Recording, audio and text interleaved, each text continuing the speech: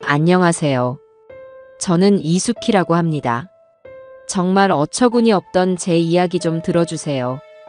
저는 올해로 60하고도 셋을 더 먹었습니다. 꾸준 일마다 않고 평생을 시장 바닥에서 굴러 억척같이 돈을 모았어요. 남편 일찍 여의고 피부치라고는 딱 하나 있는 아들, 정필이 하나만 보고 살았습니다. 그 아들놈 장가가는 날이었으니 제 평생 이보다 더 행복한 날이 또 있었을까 싶네요.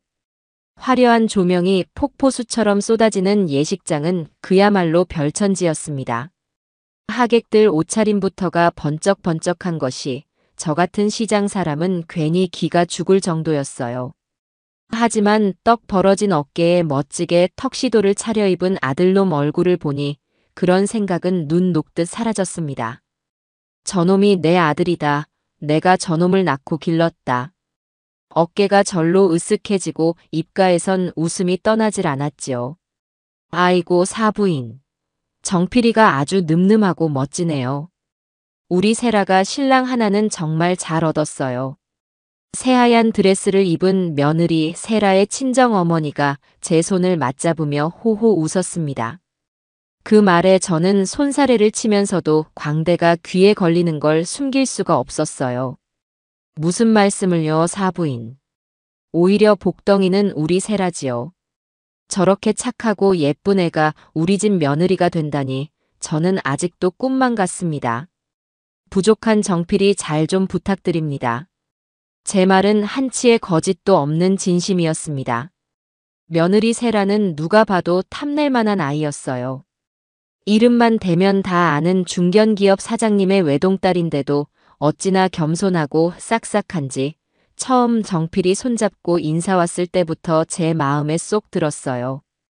애교 넘치는 목소리로 어머님, 어머님 하며 따르는데 딸 없는 서름이 다 씻겨 내려가는 기분이었어요. 신부 대기실에 앉아있는 세라의 모습은 그야말로 그림 같았습니다. 뽀얀 얼굴에 수줍게 미소 짓는 모습이 꼭 천사 같았지요. 제가 다가가자 세라는 벌떡 일어나 제 손을 잡았습니다. 어머님, 저 떨려요. 떨리긴 뭐가 떨려. 세상에서 제일 예쁜 신부인데. 우리 아들한테 시집와줘서 정말 고맙다, 아가. 제 말에 세라의 눈가가 촉촉해졌습니다. 그 모습을 보니 저도 괜히 코끝이 찡해졌어요.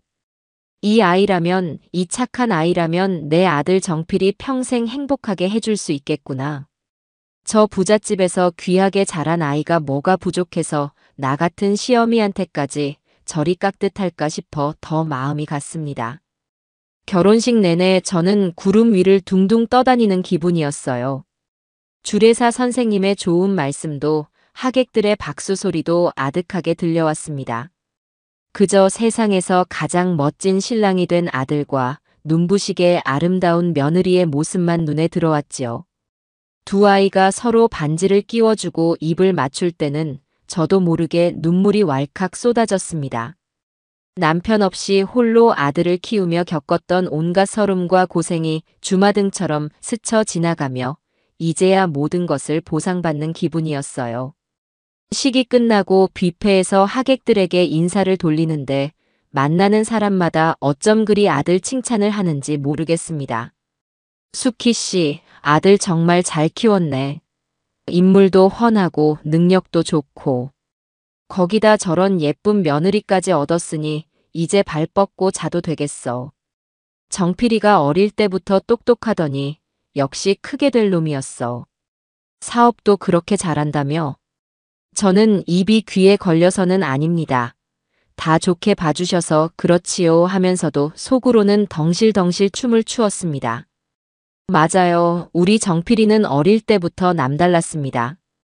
머리도 좋고 배짱도 두둑했지요. 대학 졸업하고 얼마 안 돼서 자기 사업을 시작했는데 하는 일마다 어쩜 그리 술술 풀리는지. 비록 저는 시장에서 생선이나 팔았지만 아들 덕에 주변 사람들로부터 부러움을 한몸에 받으며 살았습니다. 그게 제 유일한 자랑이자 자부심이었어요. 그렇게 꿈같던 결혼식이 끝나고 아들 내외는 지중해 어디로 신혼여행을 떠났습니다. 일주일 뒤 새까맣게 그을린 얼굴로 두 아이가 돌아왔지요. 제 손에는 명품 가방을, 양손에는 각종 선물 꾸러미를 들고서 말입니다. 어머니, 다녀왔습니다. 이거 어머니 선물이에요. 제일 좋은 걸로 골랐어요. 세라가 싹싹하게 웃으며 제게 가방을 안겨주었습니다. 저는 그런 거 필요 없다고, 너희들 먹고 싶은 거나 사 먹지 뭘 이런 걸 사왔냐고 타박하면서도 입은 함지박만하게 벌어졌어요. 아들놈은 제 어깨를 주무르며 너스레를 떨었습니다. 어머니, 이제 이런 건 마음껏 받으셔도 돼요. 제가 앞으로는 어머니 손에 물 한 방울 안 묻히고 호강시켜 드릴 테니까요. 됐다 이놈아. 니들 둘이 행복하게 잘 살면 그게 나한테는 최고의 호강이다. 그날 저녁 저는 오랜만에 실력 발휘를 해서 아들 내외를 위해 진수성찬을 차렸습니다. 셋이서 식탁에 둘러앉아 신혼여행에서 있었던 재미난 이야기들을 들으며 한참을 웃고 떠들었지요. 분위기가 한창 무르익었을 때 정필이가 갑자기 사뭇 진지한 표정으로 헛기침을 했습니다. 어머니, 드릴 말씀이 있습니다.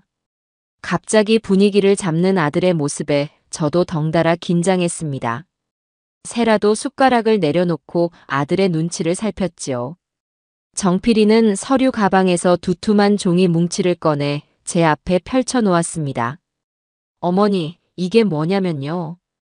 제가 이번에 새로 추진하려는 사업 계획서입니다. 언뜻 보기에도 아주 근사해 보이는 서류였습니다. 빼곡한 글씨와 복잡한 그래프들이 가득했지만 정필이는 제가 알아듣기 쉽게 차근차근 설명하기 시작했어요. 요즘 아주 잘 나가는 사업인데 초기 자본이 많이 들어가는 게 흠이라고 했습니다. 그런데 마침 아주 좋은 기회가 왔다는 것이었어요. 세라 장인어른께서 제 능력을 아주 좋게 보시고 이번 사업에 거액을 투자하시기로 약속하셨습니다. 정말 다시 없을 기회예요. 그 말에 제 눈이 휘둥그레졌습니다. 사돈어른께서 투자를 하신다니 이보다 더 확실한 보증이 어디 있겠습니까? 정말이냐? 아이고, 사돈어른께서 뭘 믿고. 정말 감사한 일이구나. 그런데요, 어머니. 장인어른께서 한 가지 조건을 거셨어요. 저한테도 그에 상응하는 자본금을 보여달라고요. 그래야 더 큰 투자를 끌어올 수 있다고요. 정필이는 잠시 말을 끊고 제 눈치를 살폈습니다. 저는 아무것도 모른 채 고개를 끄덕였지요. 그래, 그건 당연한 말이지. 세상에 공짜가 어디 있겠니? 그래서 자본금은 얼마나 필요한데? 제 물음에 정필이는 잠시 머뭇거리다가 옆에 앉은 세라의 손을 꾹 잡았습니다. 세라는 그런 정필이를 보며 괜찮다는 듯 살짝 미소를 지어 보였어요. 그 모습을 보니 어찌나 부부 사이가 좋아 보이는지 제 마음이 다 든든했습니다. 어머니, 그래서 말인데요. 딱 한 번만 어머니께서 저를 도와주셨으면 합니다. 내가 뭘 도우면 되는데? 말만 해. 이 어미가 할 수 있는 거라면 뭐든지 해줘야지. 저는 추호의 의심도 없이 대답했습니다. 제 대답을 기다렸다는 듯 정필이가 조심스럽게 입을 열었습니다. 어머니가 사시는 이 집을 담보로 대출을 받으면 장인어른께서 약속하신 투자금의 2배를 더 받을 수 있습니다. 그렇게만 되면 이 사업 무조건 성공합니다. 제가 약속할게요. 대출금은 3달 안에 무조건 다 갚고 이 집 다시 어머니 명의로 돌려놓겠습니다. 그리고 이 다음에 10배, 20배로 불려서 어머니 강남에 으리으리한 빌딩 한 채 사드릴게요. 아들의 말이 끝나자 옆에 있던 세라가 거들었습니다. 어머님, 걱정 마세요. 저희 아빠가 정필 씨 사업 능력 하나는 확실하다고 인정하셨어요. 이번 일만 잘 풀리면 저희 정말 다 같이 부자로 살 수 있어요. 저도 제 이름으로 된 적금 전부 깨서 보탤 생각이에요. 저는 두 아이의 얼굴을 번갈아 쳐다보았습니다. 아들의 눈에는 성공에 대한 확신과 야망이 이글거렸고 며느리의 얼굴에는 남편에 대한 굳건한 믿음이 어려 있었어요. 그 순간 제 머릿속에는 오만 가지 행복한 상상이 스쳐 지나갔습니다. 남부럽지 않게 성공한 아들, 그런 아들 옆에서 훌륭하게 내조하는 며느리, 그리고 그 덕에 평생 고생만 하던 제가 호의호식하며 사는 모습까지. 이 집, 이까짓 집이 문제겠습니까? 평생을 바쳐 아들 하나만 보고 살아온 저였습니다. 아들이 성공해서 훨훨 날아오를 수만 있다면 이 집이 아니라 내 목숨이라도 내어줄 수 있었어요. 알았다. 그렇게 하자. 네가 그렇게까지 확신하는데 이 어미가 어떻게 안 믿겠니? 필요한 서류 있으면 다 가져오너라. 제 허락이 떨어지자 정필이와 세라는 자리에서 벌떡 일어나 제게 큰절을 했습니다. 어머니 정말 감사합니다. 이 은혜 평생 잊지 않고 효도하며 살겠습니다. 어머님 정말 감사해요. 제가 정필 씨 옆에서 잘 내조해서 꼭 성공시키겠습니다. 두 아이의 얼굴에 활짝 핀 웃음꽃을 보니 제 마음도 덩달아 부자가 된 것 같았습니다. 그날 밤 저는 잠을 설쳤습니다. 아들이 사줄 강남의 빌딩을 생각해서가 아니었어요. 드디어 내 아들이 날개를 달고 하늘 높이 날아오를 수 있게 되었다는 생각에 가슴이 벅차서 잠을 이룰 수가 없었던 겁니다. 다음 날 정필이는 일사천리로 일을 진행했습니다.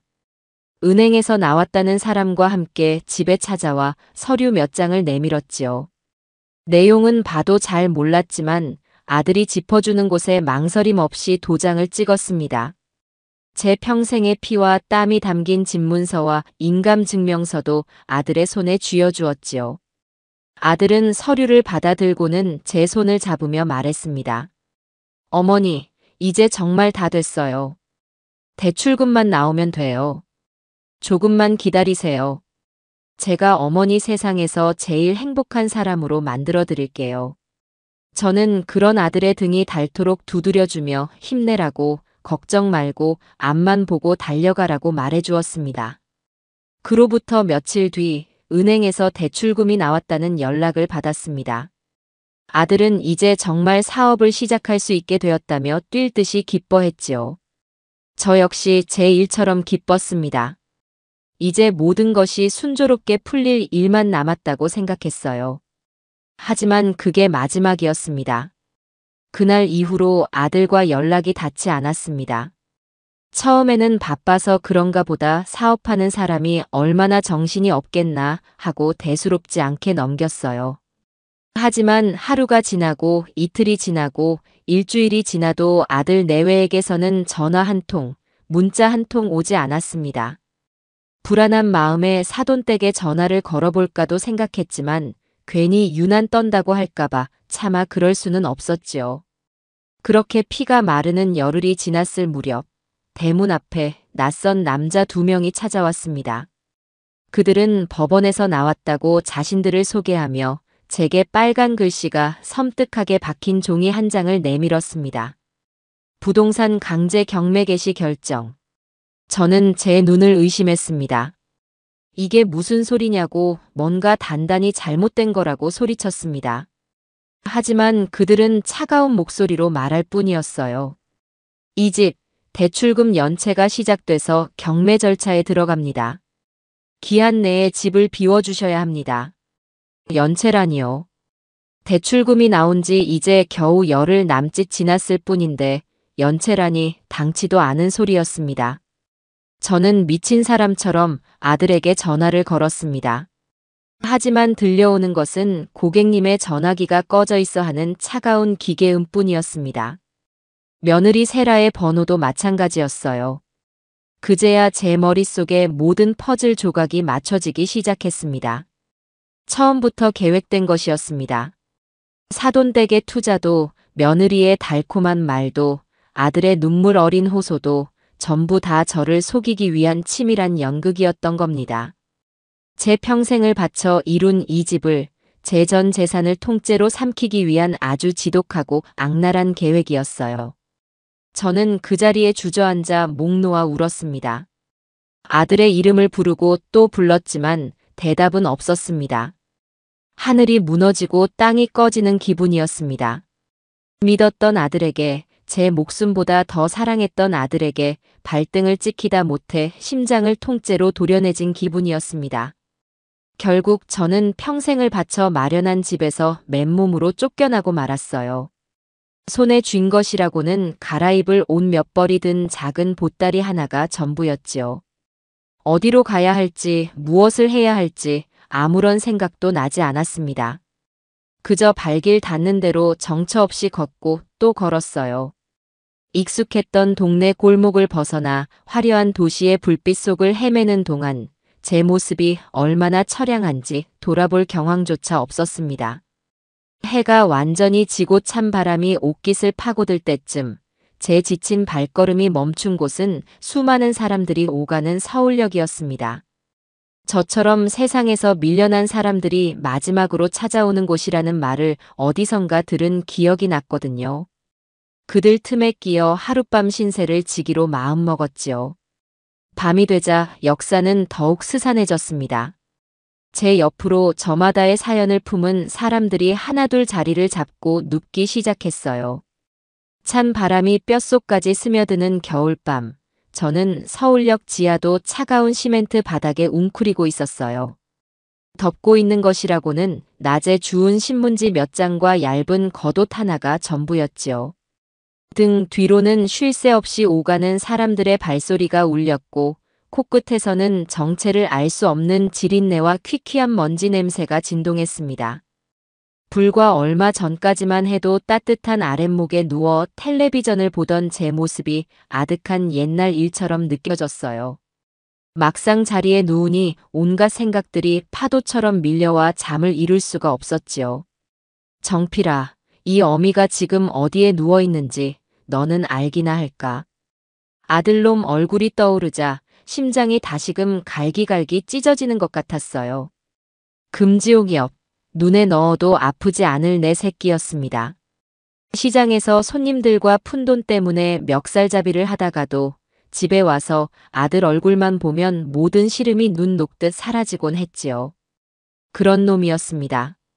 그런 놈이 제 등에 칼을 꽂고 제 평생을 송두리째 뽑아가버렸습니다. 서러움에 눈물이 왈칵 쏟아졌어요. 소리내어 울고 싶었지만 주변의 시선이 두려워 입술을 깨물고 눈물을 삼켰습니다. 여기서 울고 주저앉으면 그놈들만 좋아할 뿐입니다. 아니, 절대 그렇게 둘 수 없어요. 저는 신문지 밑으로 차갑게 식은 제 손을 꾹 움켜쥐었습니다. 손톱이 손바닥을 파고드는 아픔보다 더 지독한 분노가 제 온몸을 휘감았지요. 그래, 이숙희. 정신 차려라. 여기서 죽으란 법은 없어. 반드시 살아남아야 해. 살아남아서 그놈들 앞에 당당히 서야지. 내가 너희들 때문에 이렇게 비참하게 살았다고 내 모든 것을 돌려내라고 소리쳐야지. 도끼가 온몸에 퍼지자 추위도 배고픔도 잠시 잊을 수 있었어요. 저는 눈을 감고 앞으로 어떻게 살아남아야 할지를 생각하기 시작했습니다. 가진 것이라고는 몸뚱이 하나와 주머니 속에 몇천 원이 전부. 당장 내일 아침부터가 문제였습니다. 그렇게 뜬 눈으로 밤을 지새우고 희미하게 동이 터올 무렵 저는 자리에서 일어났습니다. 밤사이 제 옆자리에서 코를 골며 자던 남자가 저를 위아래로 훑어보며 말을 걸었어요. 아줌마, 여기서 처음 보는 얼굴인데. 어쩌다 이리로 왔어? 경계심에 찬 눈으로 그를 쳐다보자 남자는 허허 웃으며 제게 작은 빵 하나를 내밀었습니다. 너무 팍팍하게 굴지 말고. 이거라도 먹고 기운 차려. 여기서 살아남으려면 일단 속부터 든든해야 하는 법이야. 저는 잠시 망설이다가 빵을 받아들었어요. 그리고 꾸벅 고개를 숙였지요. 세상은 아직 완전히 끝나지 않았구나 하는 작은 희망이 보였습니다. 그날 아침 저는 그 남자를 따라 무료 급식소가 어디에 있는지, 폐지는 어디에 가면 많이 주울 수 있는지, 노숙인들을 위한 쉼터는 언제 문을 여는지 등 이곳의 생존 법칙들을 하나씩 배워나갔어요. 첫 며칠은 그야말로 지옥 같았습니다. 평생을 깨끗하게 살아온 제게는 모든 것이 고역이었어요. 제대로 씻지도 못해 몸에서는 냄새가 났고 딱딱한 바닥에서 잠을 자니 온몸이 쑤시지 않는 곳이 없었습니다. 무엇보다 견디기 힘든 것은 사람들의 시선이었지요. 벌레 보듯 쳐다보는 눈길, 대놓고 코를 막으며 지나가는 사람들. 그럴 때마다 얼굴이 화끈거리고 심장이 오그라드는 것 같았지만 저는 이를 악물고 참았어요. 지금 제게는 자존심보다 생존이 먼저였습니다. 폐지를 줍는 일도 생각처럼 쉽지 않았어요. 구역마다 이미 자리를 잡고 있는 텃세가 대단했지요. 한 번은 제가 먼저 발견한 박스 더미에 손을 댔다가 어디선가 나타난 덩치 큰 여자에게 머리채를 잡힐 뻔했습니다. 이 아줌마가 미쳤나? 여기가 어디라고 남의 구역에 손을 대. 저는 기죽지 않고 여자를 똑바로 쳐다보며 말했어요. 여기에 당신 이름이라도 써붙여놨소. 먼저 보는 사람이 임자지 무슨 구역 타령이야. 제 당당한 태도에 여자는 잠시 주춤했지만 이내 다시 소리를 질렀습니다. 하지만 저는 물러서지 않았어요. 시장 바닥에서 잔뼈가 굵은 저였습니다. 웬만한 기싸움에는 눈 하나 깜짝할 사람이 아니었지요. 한참을 쏘아붙이자 여자는 결국 재수 없는 아줌마네 하고 욕을 하며 돌아섰습니다. 그날 이후로 아무도 제 구역을 함부로 넘보지 못했어요. 그렇게 하루하루를 전쟁처럼 살았습니다. 낮에는 허리가 끊어져라 폐지를 주워 고물상에 팔고 그 돈으로 저녁에 뜨끈한 국밥 한 그릇 사 먹는 것이 제 유일한 낙이었습니다. 밤에는 다시 차가운 지하도로 돌아와 새우잠을 잤지요. 몸은 고되고 힘들었지만 정신만은 날카롭게 벼려지고 있었어요.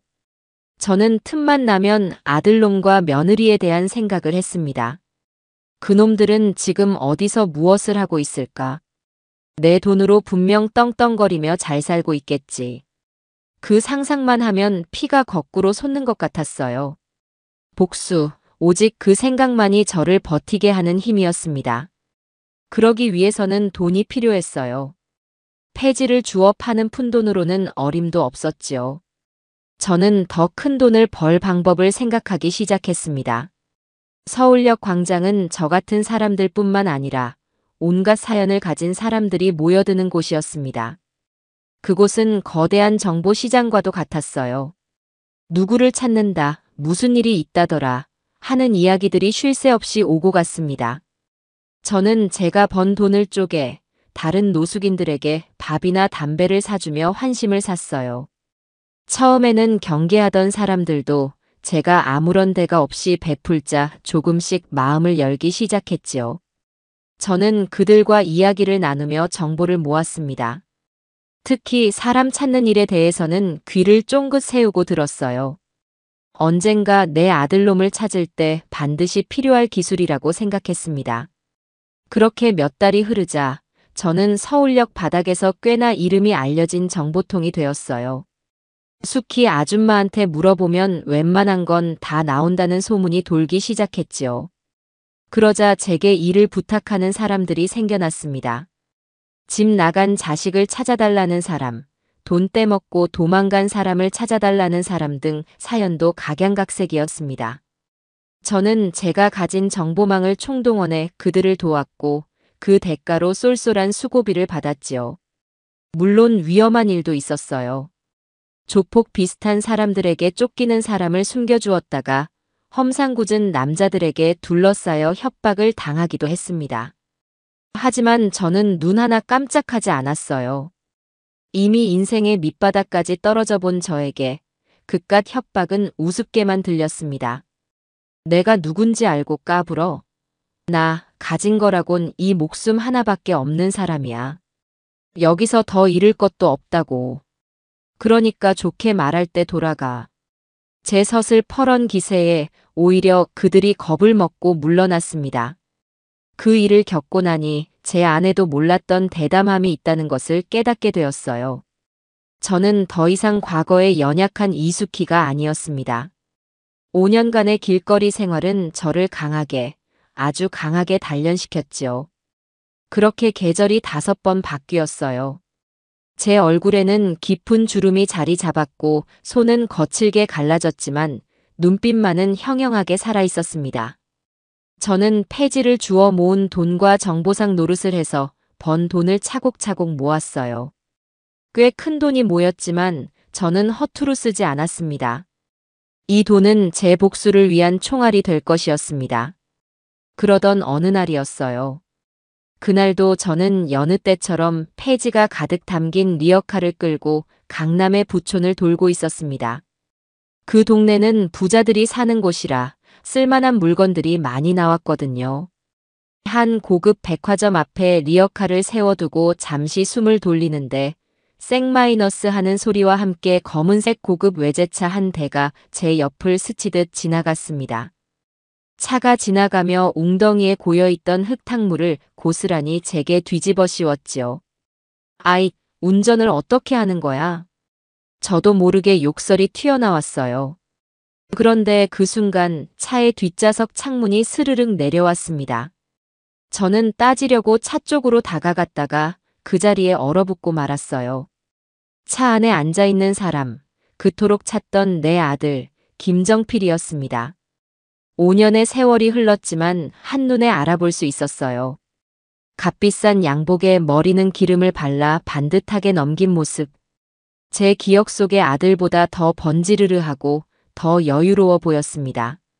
그리고 그의 팔짱을 끼고 있는 젊고 아름다운 여자. 며느리 세라가 아니었습니다. 처음 보는 여자였어요. 두 사람은 뭐가 그리 즐거운지 환하게 웃으며 이야기를 나누고 있었지요. 그 순간 제 머릿속에 무언가가 뚝 하고 끊어지는 것 같았습니다. 나는 이 차가운 길바닥에서 5년을 버텼는데 저놈은 내 돈으로 저렇게 행복하게 살고 있었구나. 분노가 치밀어 올라 숨을 쉴 수가 없었어요.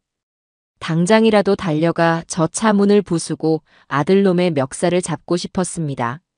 하지만 저는 움직일 수 없었어요. 흙탕물을 뒤집어 쓴 제 초라한 행색과 저 화려한 세상 속의 아들. 그 엄청난 간극이 보이지 않는 벽처럼 저를 가로막고 있었습니다. 정필이는 저를 보지 못했어요. 그의 눈에는 길가의 더러운 노숙인 따위는 보이지도 않는다는 듯 차는 부드럽게 백화점 주차장으로 사라졌습니다. 저는 그 자리에 한참이나 못 박힌 듯 서 있었어요. 온몸이 부들부들 떨렸습니다. 분노 때문인지 아니면 5년 만에 본 아들에 대한 미련 때문인지 알 수 없었습니다. 하지만 한 가지는 확실했어요. 드디어 때가 왔다는 것. 이제 더 이상 숨어 지내지 않을 겁니다.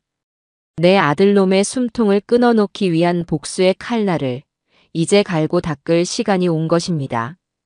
아들을 목격한 그날 이후 제 삶의 목표는 더욱 명확해졌어요. 이전까지가 그저 살아남기 위한 버티기였다면 이제부터는 복수를 위한 본격적인 전쟁 준비였습니다. 하지만 어떻게 그놈에게 접근해야 할지 막막했지요. 그렇게 며칠 동안 그놈의 회사 주변만 맴돌며 기회를 엿보고 있었습니다. 그날도 저는 늘 머무는 지하도 한쪽 구석에 쪼그려 앉아 있었습니다. 그때 제 앞에 누군가 다가와 서는 그림자가 느껴졌어요. 고개를 들자 저는 제 눈을 의심했습니다. 잔뜩 겁에 질린 얼굴, 금방이라도 울음이 터질 듯한 눈. 5년 전 제 아들놈과 함께 제 인생을 송두리째 앗아갔던 며느리 박세라였습니다. 5년의 세월은 그녀에게도 많은 것을 앗아간 모양이었어요. 결혼식 날의 화사하고 당당했던 모습은 온데간데 없고 값싸 보이는 옷차림에 화장기 없는 얼굴은 푸석하기 짝이 없었습니다. 하지만 제 눈에는 그 모습조차 가증스러워 보였지요. 저것도 분명 무슨 꿍꿍이가 있어서 나를 찾아왔을 겁니다. 누구신데 남 쉬는 거 구경하고 서 있소? 저는 일부러 퉁명스럽게 쏘아붙였어요. 제 목소리를 들은 세라의 어깨가 움찔 떨렸습니다. 그녀는 주변을 불안하게 살피더니 제 앞에 조심스럽게 무릎을 꿇었습니다. 어머님, 저 세라예요. 어머님? 누가 너 같은 거한테 어머님 소리를 듣는단 말이냐? 당장 그 더러운 입에서 내 이름 치워. 저는 버럭 소리를 질렀어요. 제 안에서 5년간 묵혀두었던 분노가 폭발했습니다. 네가 어떻게 나를 찾아와? 내 꼴이 이 모양 이 꼴인데 구경하러 왔니? 아니면 아직도 빼앗아갈 게 더 남아서 왔어? 니들 부부가 합심해서 내 인생을 통째로 망가뜨려 놓고 이제 와서 무슨 낯짝으로 내 앞에 나타나. 제 고함에 세라는 고개를 푹 숙인 채 아무 말도 하지 못했어요. 그저 어깨를 들썩이며 소리 없이 울기만 할 뿐이었지요. 그 눈물조차 제게는 악어의 눈물처럼 보였습니다. 쇼하지 말고 당장 일어나서 꺼져. 다시는 내 눈앞에 나타나지 마. 저는 자리에서 일어나 그대로 가려 했어요. 그런데 세라가 다급하게 제 바짓가랑이를 붙잡았습니다. 어머님, 제발 제 얘기 한 번만 들어주세요. 5분, 아니 1분만이라도요. 제발요. 애원하는 목소리가 너무나도 절박해서 저도 모르게 발걸음을 멈추었습니다. 저는 뿌리치려다 말고 차가운 눈으로 그녀를 내려다보았지요. 무슨 얘기를 하겠다는 건데. 네가 내 아들놈 꼬드겨서 이 꼴로 만든 거 내가 모를 줄 알아? 너희 친정 믿고 우리 정필이 앞세워서 사기친 거잖아. 제 말에 세라가 피식하고 허탈한 웃음을 터뜨렸어요. 그러더니 고개를 들어 눈물로 얼룩진 얼굴로 저를 똑바로 쳐다보았습니다. 꼬드기다니요. 어머님, 저도 똑같이 당했어요. 아니, 어머님보다 더하면 더했지, 덜하지는 않아요. 뭐? 저희 아버지 회사, 정필 씨 손에 넘어간 지 오래예요. 아버지는 충격으로 쓰러지셔서 지금 병원에 누워 계세요. 그리고 저는 5년 동안 이름만 사모님인 감옥 같은 삶을 살았어요. 세라의 입에서 나온 말은 충격적이었습니다. 저는 믿을 수가 없어서 그녀를 쏘아보았지요. 거짓말하지 마. 내가 봤어. 얼마 전에 정필이가 웬 젊은 여자랑 백화점 들어가는 거 내 두 눈으로 똑똑히 봤다고. 네, 맞아요. 그 사람이 지금 정필 씨가 만나고 있는 여자예요. 국내 굴지의 재벌 그룹 막내딸이죠. 저랑은 이혼 서류에 도장만 안 찍었을 뿐 이미 끝난 사이예요. 그 사람은 저를 자기 곁에 둔 이유가 저희 아버지 회사를 완벽하게 집어삼키고 또 다른 사기를 치는 동안 방패막이로 쓰기 위해서였어요. 세라는 떨리는 손으로 자신의 가방을 열어 낡은 통장 몇 개와 서류 뭉치를 꺼내 제게 보여주었습니다. 통장의 잔고는 처참할 정도였고 서류들은 그녀의 아버지가 회사 경영권을 정필에게 넘긴다는 내용의 위임장이었어요. 정필 씨는 저를 철저하게 감시했어요. 제 이름으로 된 모든 재산을 빼앗고 한 달에 겨우 몇십만 원의 생활비만 주면서 외출도 마음대로 못하게 했습니다. 제가 딴 마음을 품을까봐 저희 아버지가 입원한 병원에도 한 달에 한 번 감시를 붙여서 보내줬어요. 오늘이 바로 그날이에요. 감시하는 사람 눈을 겨우 피해서 어머님 찾아온 거예요. 지난 한 달 내내 수소문에서 겨우 여기 계신 걸 알았어요. 세라의 이야기는 너무나도 구체적이어서 거짓말이라고 치부하기 어려웠습니다. 저는 혼란스러웠어요. 그렇다면 이 아이도 나와 같은 피해자란 말인가? 왜 이제 와서 나를 찾아온 건데? 복수해야 하니까요. 어머님, 저 혼자서는 절대 그 사람을 이길 수 없어요. 하지만 어머님이라면 어머님과 함께라면 할 수 있을 것 같아요. 제발, 제발 저 좀 도와주세요. 어머님의 돈, 그리고 저희 아버지의 회사, 전부 다 되찾을 수 있어요. 제가 그 사람의 모든 비밀을 알고 있어요. 세라의 눈빛이 절박하게 빛났습니다. 그 눈빛에서 저는 5년 전에 순진한 며느리가 아닌 도끼를 품은 한 여자의 모습을 보았어요. 저와 같은 지옥을 겪고 저와 같은 복수를 꿈꾸는 동지를 만난 것입니다. 저는 한참 동안 말이 없었어요. 머릿속이 복잡하게 얽혔습니다. 이 아이의 말을 어디까지 믿어야 할까? 이것 또한 김정필이 파놓은 또 다른 함정은 아닐까? 하지만 제 바짓가랑이를 붙잡고 애원하는 세라의 모습에서 저는 과거의 제 모습을 보았습니다. 모든 것을 잃고 절망의 나락에 떨어졌던 그날의 저를요. 일어나. 제 말에 세라가 움찔하며 저를 쳐다보았어요. 자세한 이야기는 자리를 옮겨서 하자. 여기서 누가 들을지 몰라. 저는 세라를 일으켜 데리고 제가 비상금으로 얻어둔 허름한 여관방으로 향했습니다. 좁고 냄새나는 방이었지만 지금 우리에게는 세상에서 가장 안전한 장소였지요. 그곳에서 저는 세라가 겪었던 지난 5년간의 지옥 같은 시간들에 대해 모두 듣게 되었습니다. 그리고 김정필이라는 공동의 적을 무너뜨리기 위한 피눈물 나는 복수의 계획을 세우기 시작했어요. 우리는 더 이상 힘없는 피해자가 아니었습니다. 서로의 칼이 되어주기로 맹세한 위험한 동맹이 시작된 것입니다. 여관방의 낡은 백열등 아래 저와 세라는 밤이 깊어가는 줄도 모르고 머리를 맞대었어요. 세라가 풀어놓는 이야기들은 제가 상상했던 것 이상으로 추악하고 교활했습니다. 김정필은 처음부터 저와 세라의 집안, 양쪽 모두를 집어삼킬 계획을 세웠던 겁니다. 세라의 아버지가 운영하던 회사는 알짜배기 중소기업이었고 정필은 제 돈을 종잣돈 삼아 그 회사를 야금야금 먹어치운 것이었어요. 정필 씨는 겉으로는 유능한 사업가 행세를 하지만 실상은 사채와 불법적인 투자로 회사를 운영하고 있어요. 그걸 감추기 위해 여러 개의 유령 회사를 만들고 복잡한 자금 세탁을 하고 있고요. 그 모든 증거가 별장에 있는 비밀 금고 안에 들어 있어요. 세라는 떨리는 목소리로 결정적인 정보를 털어놓았습니다. 별장? 별장은 또 언제 샀단 말이냐? 어머님 집을 팔고 저희 아버지 회사 자금을 빼돌려서 경기도 외곽에 호화로운 별장을 지었어요. 그곳이 그 사람의 진짜 아지트예요. 중요한 계약이나 은밀한 거래는 전부 거기서 이루어져요.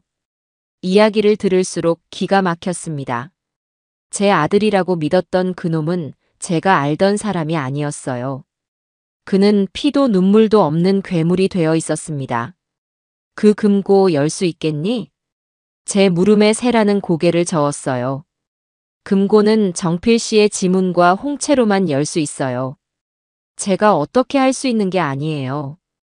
그리고 별장은 24시간 경비원들이 지키고 있어서 들어가는 것조차 쉽지 않아요. 상황은 절망적이었습니다. 가장 중요한 증거가 눈앞에 있는데 손을 댈 방법이 없는 셈이었지요. 저는 잠시 생각에 잠겼다가 입을 열었어요. 내부에서 문을 열어줄 사람이 필요하겠구나. 네. 내부 사람이라니요? 그놈 곁에 분명 신복이 있을 게다. 그놈의 모든 비밀을 알고 그놈을 위해서라면 무슨 짓이든 하는 그런 놈 말이야. 제 말에 세라의 얼굴이 하얗게 질렸어요. 최 실장님 말씀이세요? 안 돼요, 어머님. 그분은 정필 씨의 오른팔이에요.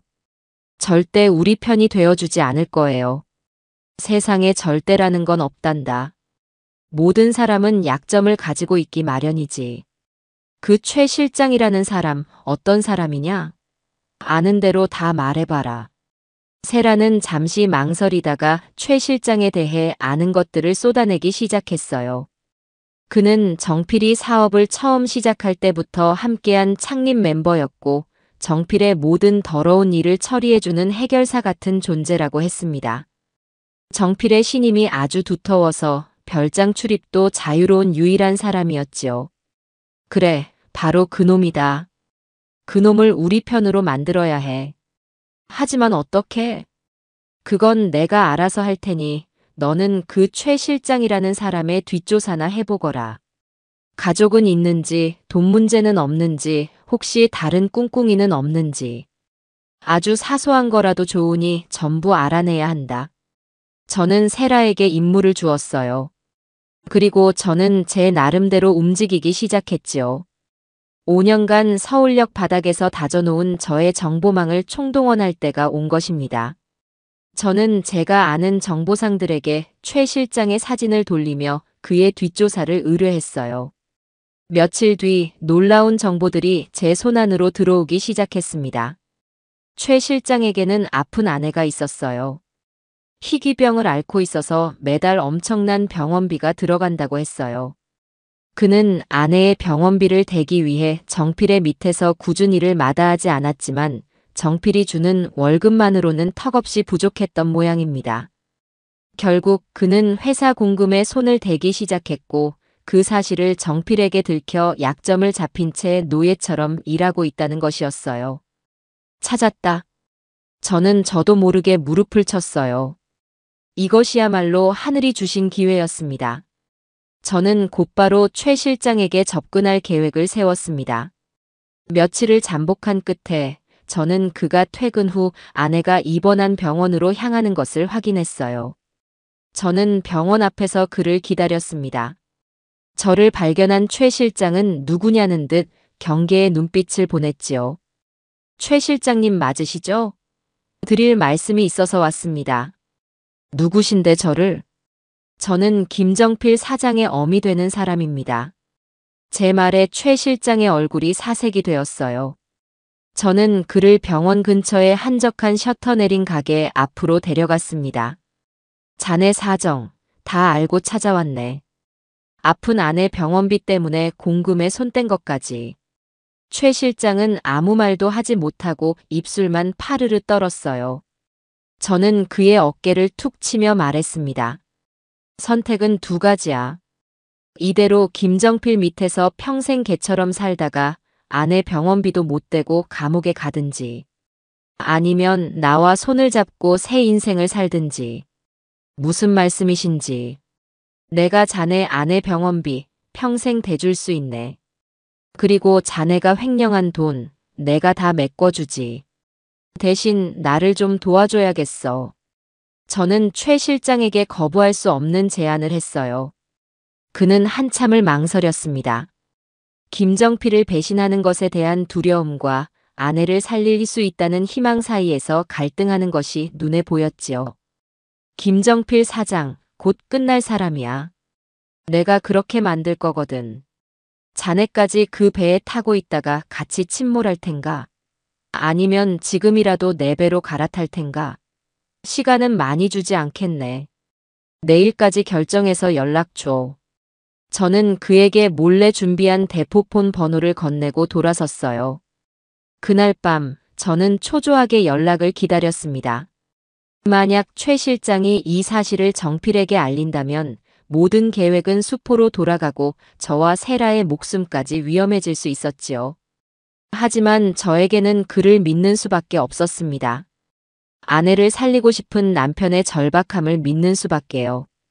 다음 날 저녁 드디어 전화가 걸려왔어요. 최 실장이었습니다. 그는 떨리는 목소리로 말했지요. 어떻게 하면 되겠습니까?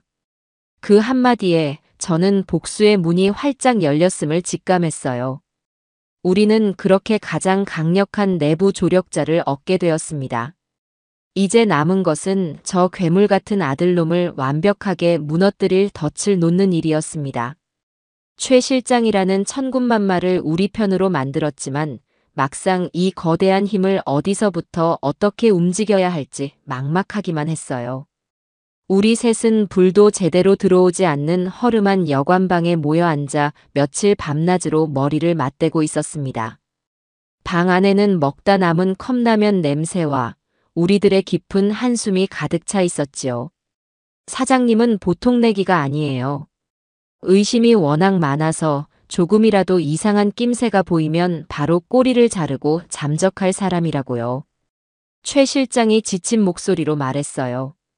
그 말에 이제는 내 편이라고 생각하니 든든하면서도 한편으로는 저런 괴물을 내 배 아파 낳았다는 사실에 기가 막혔습니다. 세라는 불안한 듯 손톱을 깨물며 말했지요. 그럼 별장에 있는 금고는 어떻게 열어요? 최 실장님도 마음대로 열 수는 없는 거잖아요. 맞아요.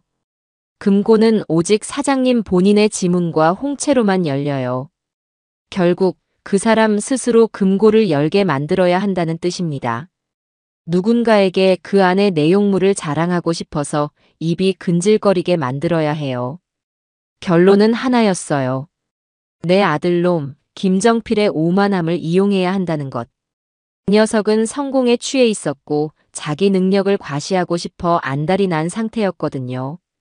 저는 무릎을 탁 쳤습니다. 그래. 그놈이 절대 무시할 수 없는 사람이 나타나면 돼. 돈에는 초연한 척, 사람의 됨됨이만 보는 척하는 아주 대단한 거물. 그런 사람이 나타나서 관심을 보이는 척하면 그놈은 분명 자기 쓸개까지 다 빼서 보여주려고 할 게야. 문제는 그런 엄청난 연기를 해낼 배우를 어디서 구하느냐는 것이었지요. 처음에는 시장에서 알고 지내던 사람 중에 입담 좋은 사람을 떠올려 봤어요. 그래서 찾아가서 부탁까지 해봤는데 막상 상황을 설명하니 얼굴이 하얘져서는 손사래를 치며 도망가 버리더라고요. 괜히 엮였다가 큰일 치른다면서요. 그 일로 며칠 동안은 정말 눈앞이 캄캄했습니다. 이대로 모든 게 끝나나 싶었지요. 그렇게 희망을 거의 포기하고 서울역 근처를 정처 없이 걷고 있을 때였어요. 제 눈에 익숙한 뒷모습 하나가 들어왔습니다. 벤치에 앉아 비둘기에게 과자 부스러기를 던져주고 있는 박영감님이었어요. 젊었을 적에 연극 배우를 꿈꿨다는, 지금은 비록 남루한 행색이지만 그 눈빛만은 늘 형형하게 살아있던 분. 바로 저 사람이다. 심장이 다시 뛰기 시작했어요. 저는 당장 달려가 영감님 옆에 앉았습니다. 그리고는 두서없이 제 사연을 전부 털어놓았어요. 제 이야기를 다 들은 영감님은 한참 동안 말이 없다가 씁쓸하게 웃으셨지요. 허허, 수키 씨. 나라고 뭐 다른 줄 아나. 나도 젊었을 때 자네 아들놈 같은 인간한테 평생 일군 공장을 통째로 사기당하고 이 꼴이 되었네. 사람 속이는 짓이라면 아주 이가 갈리는 사람이야, 내가. 오히려 다행이었어요. 같은 아픔을 가진 사람이니 제 마음을 더 잘 알아줄 테니까요. 영감님, 그래서 부탁드리는 거예요. 이건 더러운 사기가 아니에요. 영감님 인생을 망가뜨린 그놈, 그리고 제 인생을 훔쳐간 제 아들놈 같은 악마들을 심판하는 성스러운 연극이라고요. 영감님의 그 한을 이번 무대에서 시원하게 한번 풀어보시는 건 어떠세요? 제 눈물 어린 호소에 영감님의 어깨가 가늘게 떨렸습니다. 저는 영감님의 거칠고 주름진 손을 꾹 잡았어요. 제가 약속할게요. 이 일이 끝나면 다시는 길바닥에서 밤을 보내지 않으셔도 되게 해드릴게요. 작더라도 비바람 피하고 따뜻하게 몸 누일 방 한 칸, 제가 꼭 마련해드리겠습니다. 영감님은 제 손을 뿌리치지 않았어요. 한참을 하늘만 쳐다보던 영감님은 이내 결심한 듯 고개를 끄덕였습니다. 좋네. 이 늙은이 죽기 전에 마지막으로 무대에 한번 서보지. 내 인생을 망친 그놈에게 보내는 진혼곡이라 생각하고 아주 멋지게 연기 한번 해보겠네. 그렇게 제 복수극의 가장 중요한 주연 배우가 결정되었습니다. 그날부터 보잘것없는 노숙인 박영감을 교포 사회의 거물 체어맨 박으로 바꾸기 위한 대장정이 시작되었어요. 우선 저는 최 실장을 통해 빼낸 돈으로 머리부터 발끝까지 바꿨습니다. 고급 호텔 이발소에서 머리를 하고 백화점 명품관에서 신중하게 옷을 골랐지요. 처음에는 어색해하며 몸을 사리던 영감님도 최고급 원단으로 만든 양복을 입고 거울 앞에 서자 언제 그랬냐는 듯 허리를 꼿꼿이 폈습니다. 수십 년의 세월 속에 묻혀있던 사업가의 기품이 저절로 흘러나왔어요. 외모만 바꾼다고 끝이 아니었지요. 우리는 여관방에 모여 밤새도록 체어맨 박이라는 인물에게 살을 붙였습니다. 하버드 경제학 석사 출신의 월스트리트에서 시작해 지금은 홍콩과 싱가포르에 거점을 둔 비밀스러운 투자계의 큰손. 이런 식으로 아무리 뒷조사를 해도 실체가 잡히지 않는 신비로운 인물로 만들어냈어요. 최 실장은 정필이 쓸만한 전문 용어들을 정리해 주었고 박 영감님은 스펀지처럼 그 모든 것을 흡수했습니다. 낮에는 도서관에 가서 경제신문을 정독하고 밤에는 우리 앞에서 실전처럼 리허설을 반복했어요. 그 열정은 젊은 사람 못지않았습니다. 모든 준비가 끝나고 드디어 세라가 집으로 돌아가 첫 번째 미끼를 던졌어요. 일부러 시든 꽃처럼 기운 없는 얼굴로 저녁 식사를 하는 정필에게 툭 던지듯 말했지요. 오늘 아버지 병원에 갔다가 병원장님이 그러시더라고요. 미국에서 체어맨 박이라는 분이 오셨는데 한국의 젊은 기업에 투자하려고 사람을 찾고 있대요.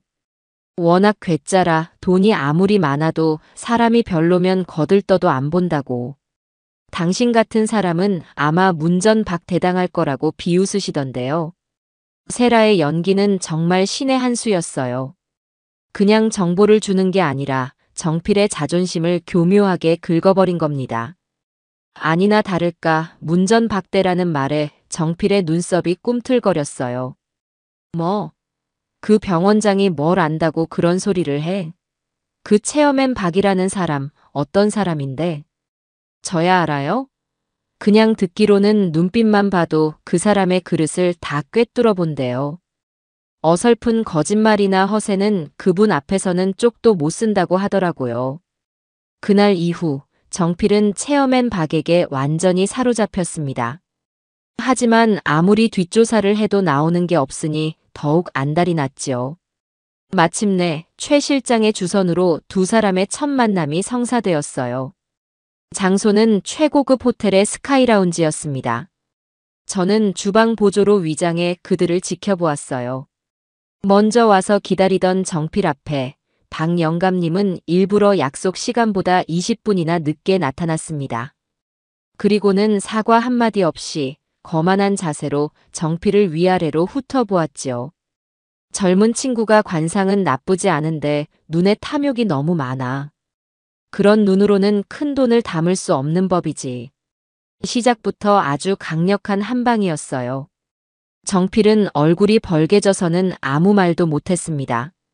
박 영감님은 정필이 내미는 서류는 쳐다보지도 않고 전혀 다른 질문들을 던졌어요. 자네, 부모님은 살아계신가? 아내는 있고. 자네는 어떤 아들이고 어떤 남편이지? 정필은 당황했지만 이내 자신이 얼마나 효심 깊고 가정적인 사람인지 꾸며내기 시작했어요. 박 영감님은 코웃음을 치며 말을 잘랐습니다. 됐네. 그런 교과서 같은 대답은 듣고 싶지 않아. 나는 진짜를 원해. 자네가 지금의 부를 이루기까지 가장 결정적이었던 순간의 진짜 이야기를 해보게. 자네의 그 배짱과 수완, 그걸 한번 들어보고 싶군. 그 말에 정필은 기다렸다는 듯이 넘어오고 말았어요. 자신의 치부를 드러내는 것이 오히려 더 대단해 보일 거라 착각한 겁니다. 회장님께만 솔직히 말씀드리는 겁니다. 사실 저는 미천 하나 없이 시작했습니다. 그래서 머리를 좀 썼지요. 세상 물정 모르시는 순진한 저희 어머니와 돈은 많지만 사리 분별은 어두운 전처 집안을 동시에 공략했습니다. 한쪽에서는 눈물로 효심에 호소하고 다른 한쪽에서는 꿀바른 말로 사랑을 속삭였지요. 제 뛰어난 연기력과 치밀한 계획 하나로 두 집안의 재산을 아주 뿌리까지 뽑아내어 지금의 제국을 건설한 겁니다. 어떻습니까, 회장님? 이 정도 배짱과 수완이라면 회장님의 귀한 돈을 맡길 파트너로서 자격이 충분하지 않겠습니까? 저는 주방 한 구석에서 접시를 닦는 척하며 그 말을 듣고 있었어요. 온몸에 피가 거꾸로 솟는 것 같았지만 동시에 짜릿한 희열이 느껴졌습니다. 멍청한 놈. 그 오만하고 끔찍한 고백이 제 목을 조를 밧줄이 되리라는 것은 꿈에도 모르고 있었겠지요. 박 영감님의 넥타이핀에서는 그 모든 증거가 붉은 빛을 깜빡이며 차곡차곡 기록되고 있었습니다. 첫 만남 이후 정필은 완전히 미끼를 물었어요. 박 회장님이라는 거대한 산을 넘어야만 자신이 한 단계 더 성장할 수 있다고 굳게 믿게 된 겁니다. 하지만 저는 박 회장님을 통해 계속해서 아직 부족하다는 신호만 보냈어요. 정필이 보내는 값비싼 선물은 정중히 돌려보냈고 만나자는 연락은 바쁘다는 핑계로 몇 번이나 거절했지요. 그렇게 일주일 정도 애를 태우자 정필은 거의 미치기 일보 직전이었습니다. 최 실장을 통해 전해 듣는 그의 모습은 그야말로 가관이었어요. 직원들에게 괜한 짜증을 내고 밤에는 잠도 못 자고 서재를 서성인다고 했지요. 결국 제풀에 지친 정필이 최후의 카드를 꺼내 들었어요. 그는 최 실장을 통해 박 회장님께 아주 간곡한 메시지를 전했습니다. 회장님, 저를 아직도 믿지 못하시겠다면 이번 주말 저의 심장부로 회장님을 모시고 싶습니다. 그 누구에게도 공개한 적 없는 저의 비밀 별장입니다. 그곳에서 저의 모든 것을 보여드리겠습니다. 저의 과거와 현재, 그리고 회장님과 함께 만들어갈 미래까지 전부 다 말입니다. 드디어 올 것이 온 겁니다. 우리 모두는 여관방에 모여 조촐한 축배를 들었어요. 이제 저 교활한 짐승을 사냥할 모든 준비가 끝난 셈이었지요.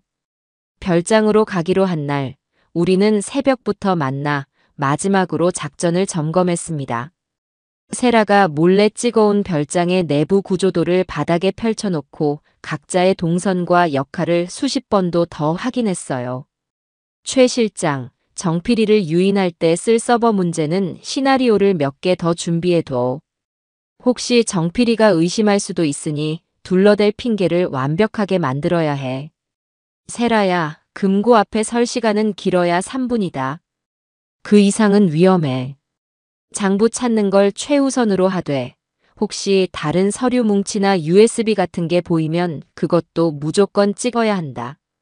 박 영감님, 무슨 일이 있어도 절대 당황하시면 안 돼요. 영감님이 중심을 잡아주셔야 아이들이 흔들리지 않아요. 우리는 서로에게 필요한 암구호까지 정했어요. 날씨가 좋다는 건 계획대로 진행 중이라는 뜻, 안개가 꼈다는 건 문제가 생겼다는 신호였지요. 이렇게까지 해야 하나 싶었지만 상대는 보통 내기가 아니었기에 만반의 준비를 해야 했습니다. 약속 시간이 되자 박 회장님을 태운 정필의 차가 별장으로 들어갔어요. 저는 별장에서 조금 떨어진 숲길에 낡은 트럭을 세워두고 무전기 역할을 할 대포폰 너머의 상황에 모든 신경을 집중했습니다. 제 옆자리에는 세라가 하얗게 질린 얼굴로 앉아 있었지요. 저는 아무 말 없이 세라의 손을 꽉 잡아주었습니다. 잠시 후 최 실장의 목소리가 들려왔어요. 지금 서재로 들어갔습니다. 날씨가 좋습니다. 작전 시작합니다. 그때부터는 정말 1분 1초가 전쟁 같았어요.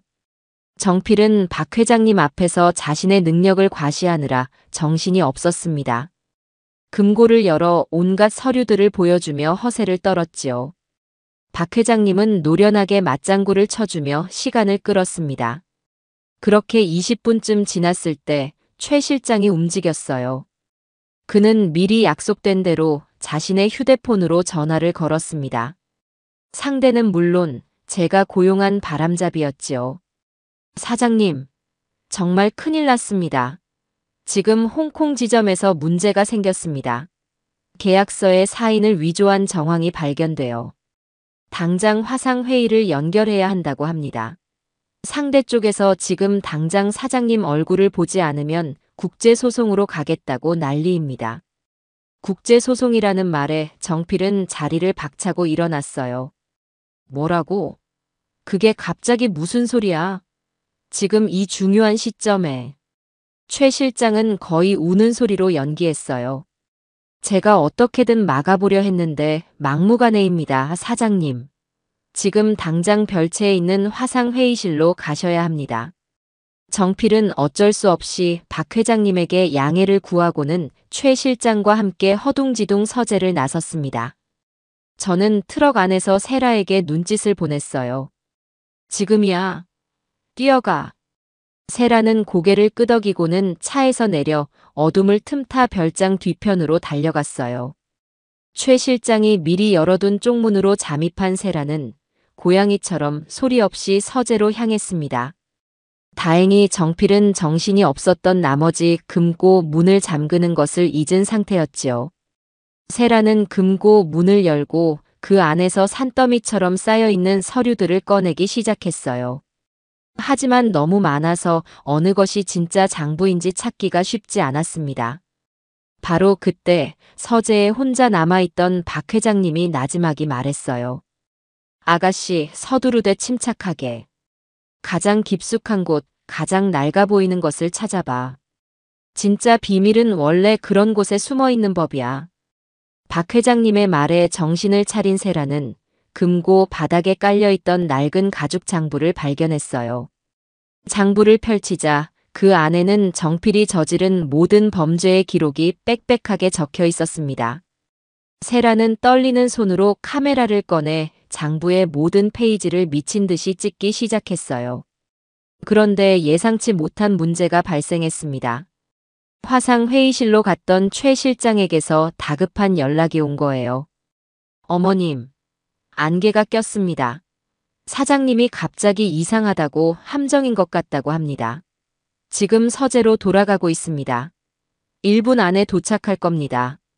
젠장. 그 교활한 놈이 예상보다 빨리 눈치를 챈 겁니다. 세라야. 박 영감님. 당장 빠져나와야 해. 정필이가 돌아오고 있어. 제 외침에 세라의 손이 더욱 빨라졌어요. 마지막 페이지를 찍고 카메라를 챙겨 막 서재를 빠져나오려는데 복도 저편에서 정필의 성난 발소리가 들려왔습니다. 이제 도망칠 곳이 없었어요. 박 회장님은 순간적인 기지를 발휘했어요. 아가씨, 저쪽 커튼 뒤로 숨어.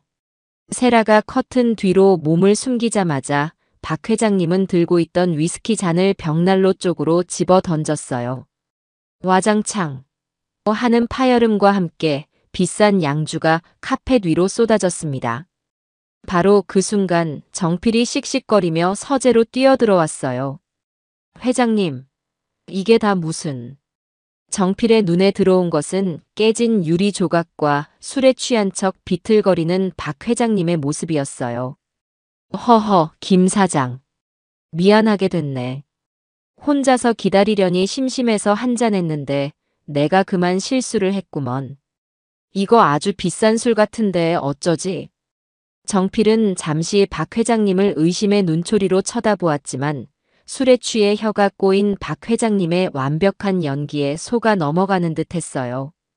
그 사이 세라는 커튼 뒤에서 숨을 죽인 채 열려있던 작은 창문 틈으로 조심스럽게 몸을 빼내고 있었습니다. 정필이 잠시 한눈을 파는 사이 세라는 마침내 별장을 빠져나와 제 트럭이 있는 곳으로 달려왔어요. 헐떡이며 차에 올라탄 세라의 손에는 결정적인 증거가 담긴 카메라가 들려 있었지요. 가요, 어머님. 저는 차가 부서져라 엑셀을 밟았어요. 그날 밤 우리는 모든 것을 손에 넣었습니다. 이제 남은 것은 저 악마에게 지옥을 선물하는 일뿐이었습니다. 모든 증거를 손에 넣은 우리는 모든 것을 끝장낼 마지막 무대를 준비했어요. 바로 정필과 재벌 그룹 막내딸의 약혼식이었습니다. 그놈의 인생이 가장 빛나는 그 순간 가장 깊고 어두운 나락으로 떨어뜨려야 제 마음이 시원할 것 같았거든요. 약혼식 전날 밤 저와 세라는 여관방에서 랩톱 컴퓨터로 카메라에 담긴 증거들을 확인했어요. 화면 가득한 숫자와 계약서들을 보니 지난 5년간의 세월이 주마등처럼 스쳐 지나갔습니다. 세라는 제 어깨에 기대어 조용히 눈물을 흘렸어요. 저 역시 눈시울이 뜨거워졌지만 울지 않았습니다. 내일 이 모든 것을 끝내고 나서 실컷 울 생각이었지요. 우리는 아무 말 없이 서로의 손을 꼭 잡아주었습니다. 그것만으로도 충분했어요. 약혼식 날 저와 세라는 미리 구해둔 호텔 직원 유니폼을 입고 거대한 연회장에 잠입했어요. 화려한 샹들리에 아래 수백 명의 사람들이 샴페인을 들고 웃고 떠들고 있었지요. 저는 음료를 나르는 척하며 연회장을 둘러보았습니다. 저기엔 정필에게 돈을 대준 사채업자도 보였고 저쪽엔 그의 사기 행각에 동참한 공범들도 보였어요. 모두가 한껏 차려입고 성공을 자축하는 모습이 역겨워서 구역질이 날 지경이었습니다. 최 실장은 정필의 바로 옆에서 그를 보좌하며 마지막 임무를 수행할 준비를 하고 있었어요. 우리의 계획은 약혼식의 하이라이트인 축하 영상을 우리가 편집한 진실의 영상으로 바꿔치기 하는 것이었습니다. 최 실장은 정필의 신임을 이용해 방송실에 접근했고 우리가 미리 돈으로 매수해둔 직원과 함께 순식간에 영상 파일을 바꿔치기 하는데 성공했지요. 잠시 후 화려한 조명이 무대를 비추고 세상 가장 행복한 표정의 정필과 그의 약혼녀가 등장했어요. 정필은 마이크를 잡고 그 특유의 번지르르한 목소리로 연설을 시작했습니다. 존경하는 내빈 여러분, 그리고 저를 이 자리까지 이끌어주신 장인, 장모님. 진심으로 감사합니다. 비록 저는 가진 것 하나 없는 흙수저로 태어났지만 저의 성실함과 노력 하나만을 믿고 여기까지 달려왔습니다. 그 역겨운 위선을 듣고 있자니 속이 울렁거렸어요. 연설이 끝나고 사회자는 사람들의 이목을 무대 뒤편의 대형 스크린으로 집중시켰습니다. 자, 그럼 두 사람의 아름다운 사랑 이야기를 영상으로 함께 만나보시겠습니다. 연회장의 모든 조명이 꺼지고 스크린이 환하게 빛났어요. 하지만 화면에 나타난 것은 낭만적인 음악도 두 사람의 행복한 사진도 아니었습니다. 어둡고 음침한 호텔 라운드에서 정필이 거만하게 다리를 꼬고 앉아있는 모습이었지요. 이어서 그의 목소리가 연회장 전체에 쩌렁쩌렁 울려 퍼졌습니다.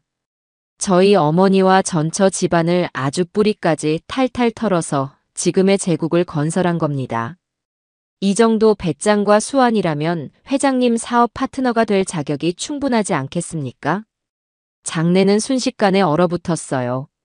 사람들은 스크린과 무대 위의 정필을 번갈아 쳐다보며 수군거리기 시작했지요.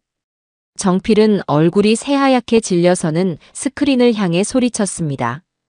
꺼. 저 영상 당장 꺼.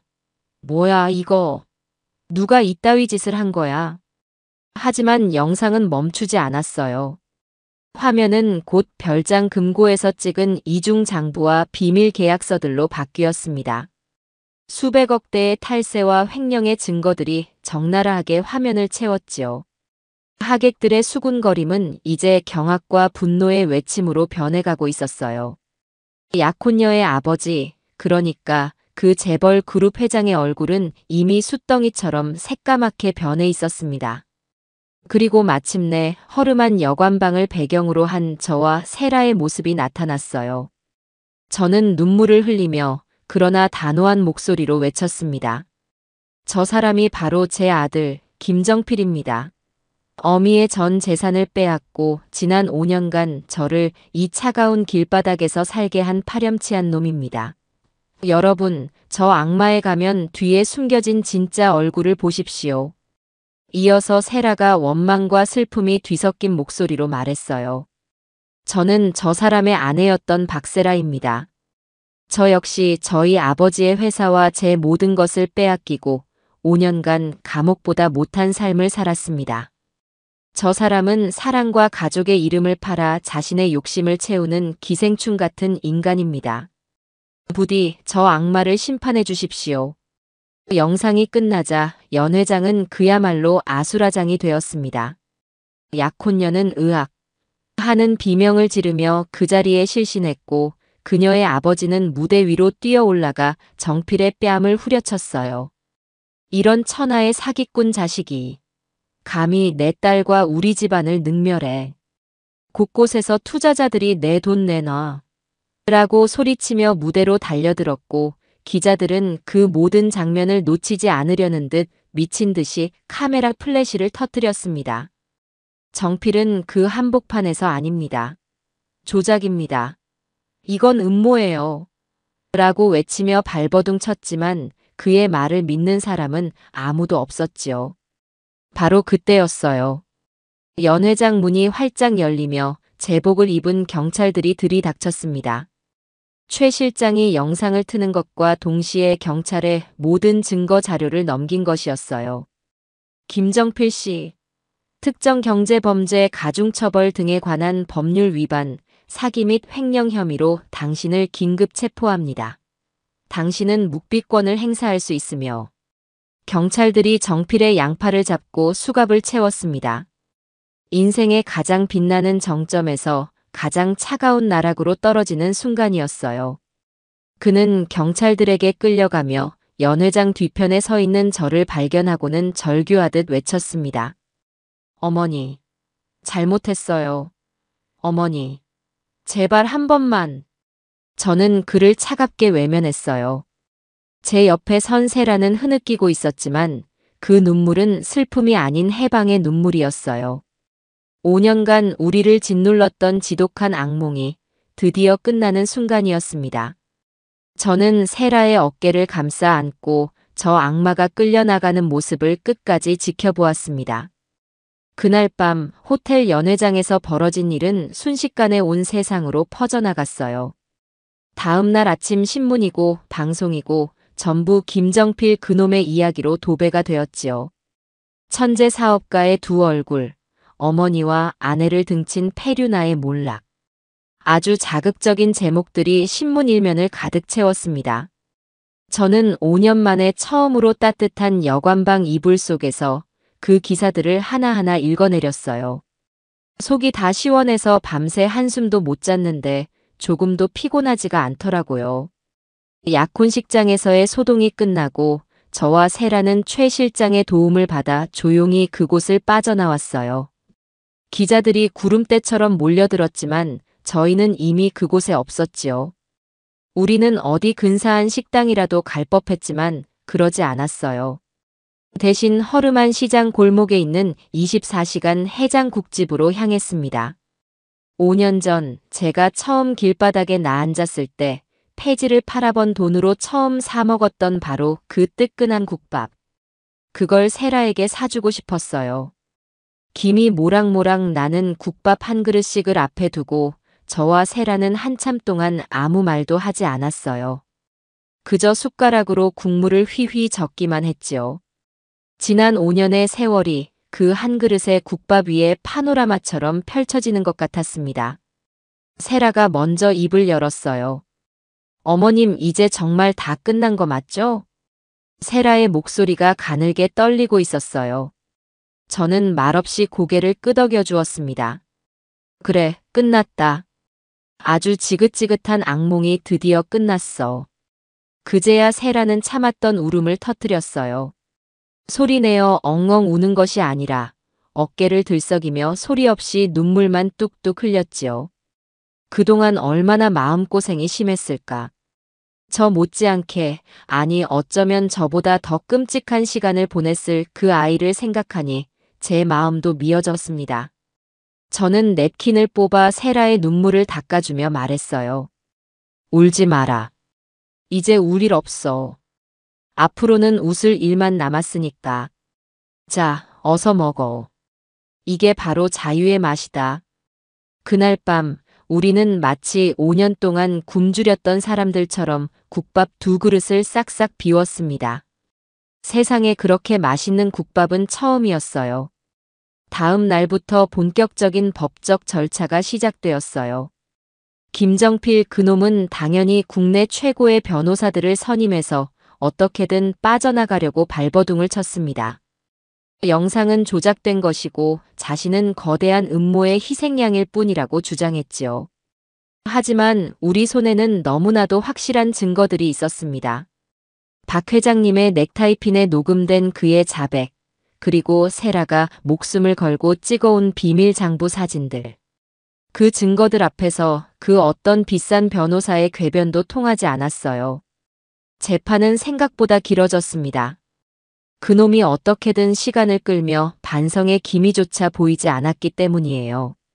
재판이 열리는 날마다 저와 세라는 법정 방청석 가장 앞자리에 앉아 그놈의 얼굴을 똑똑히 지켜보았습니다. 처음 몇 번은 우리를 발견하고는 도끼 어린 눈으로 쏘아보더군요.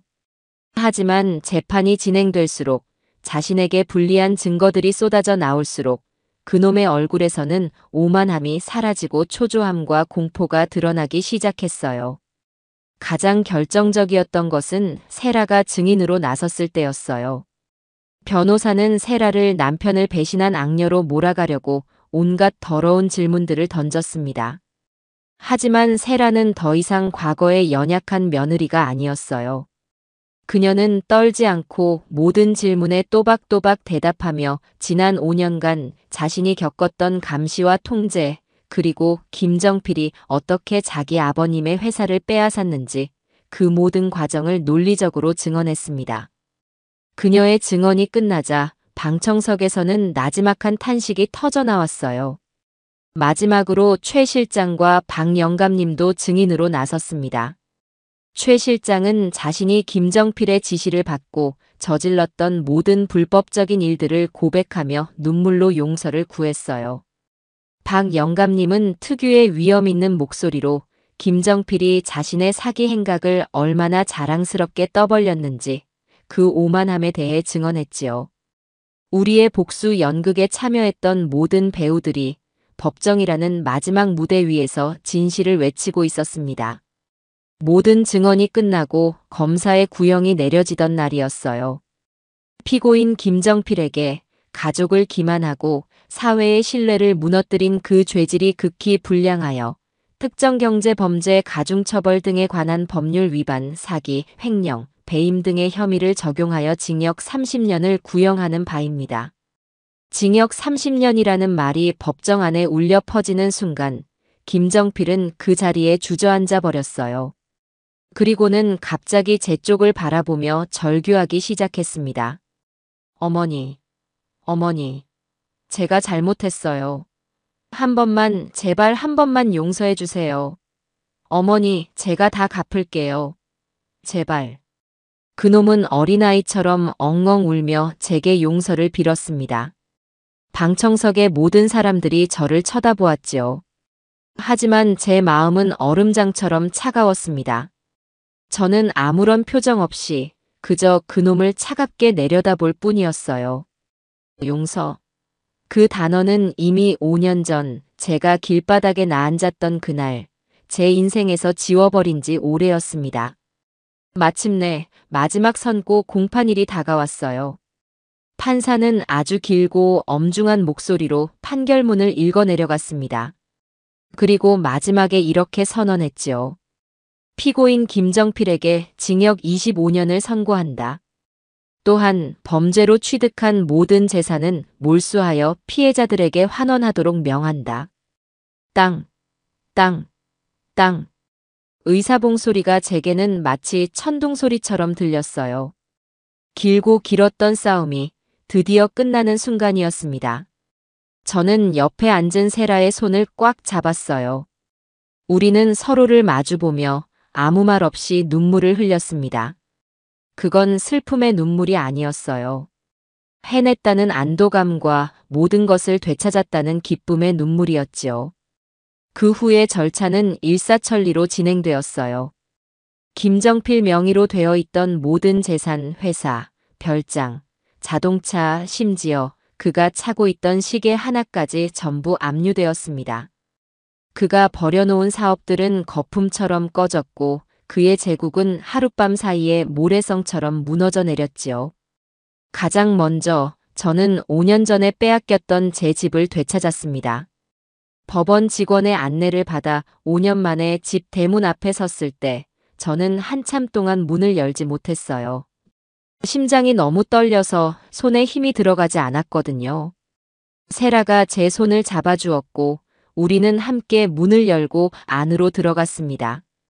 집 안은 5년 전 제가 살던 모습과는 완전히 달라져 있었어요.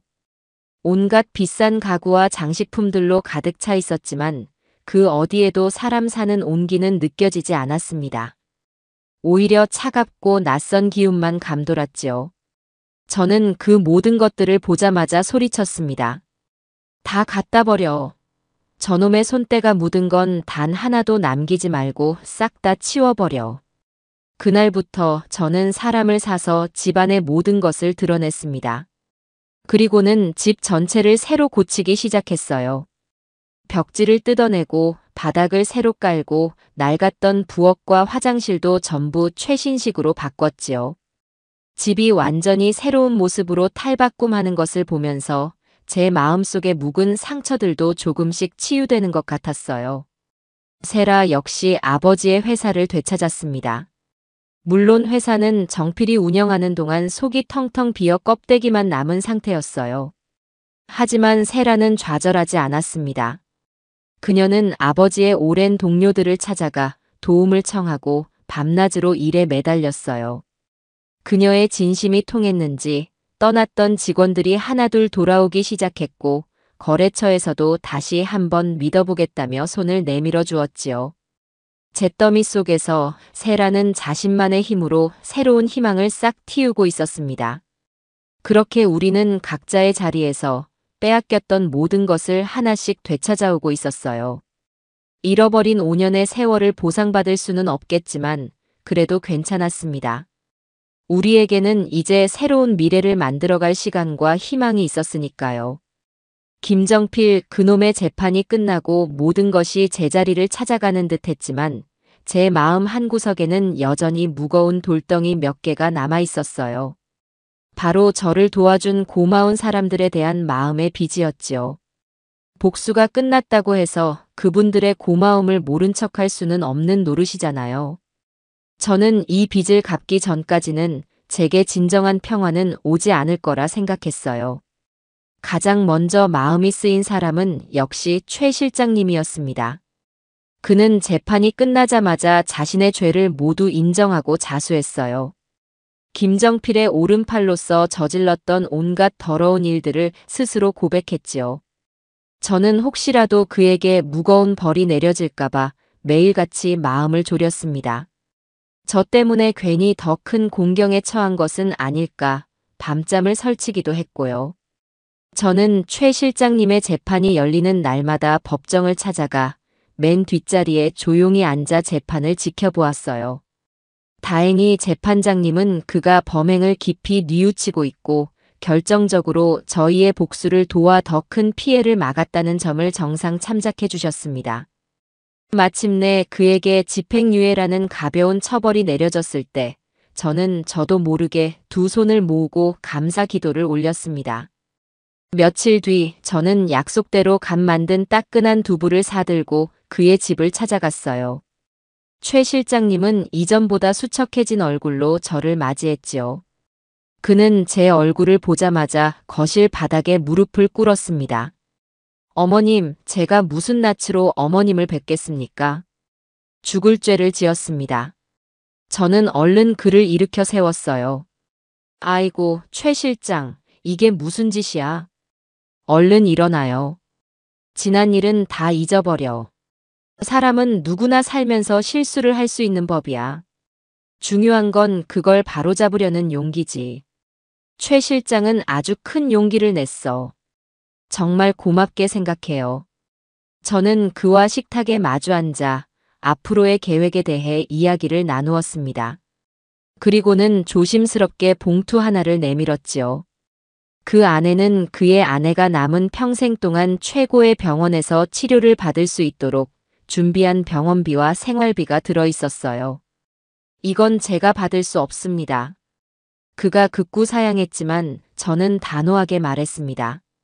아니, 받아야 해요. 이건 내가 최 실장에게 주는 돈이 아니야. 아픈 아내를 살리고 싶었던 한 남편의 절박한 마음에 보내는 작은 위로라고 생각해줘요. 그리고 이건 내 부탁인데 나중에 몸과 마음이 좀 추스러지면 세라 회사에 와서 좀 도와줘요.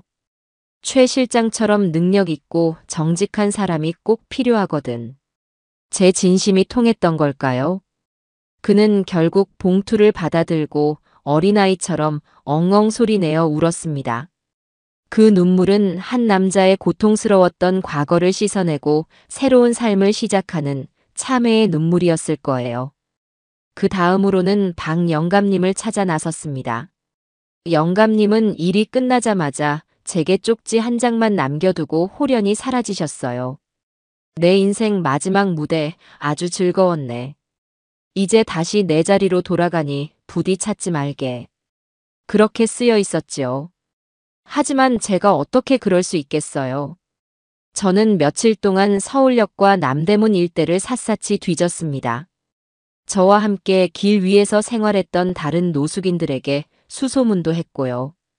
그렇게 며칠을 헤맨 끝에 저는 해가 뉘엿뉘엿 지는 용산의 한 고가도로 밑에서 다른 노숙인들과 함께 소주잔을 기울이고 있는 영감님을 찾아낼 수 있었습니다. 영감님, 여기서 이러고 계시면 어떡해요? 제가 달려가자 영감님은 저를 보고는 멋쩍은 웃음을 지으며 손사래를 쳤어요. 허허, 수키 씨. 여기까지 어쩐 일이야? 내가 찾지 말라고 했을 텐데. 나는 여기가 편해.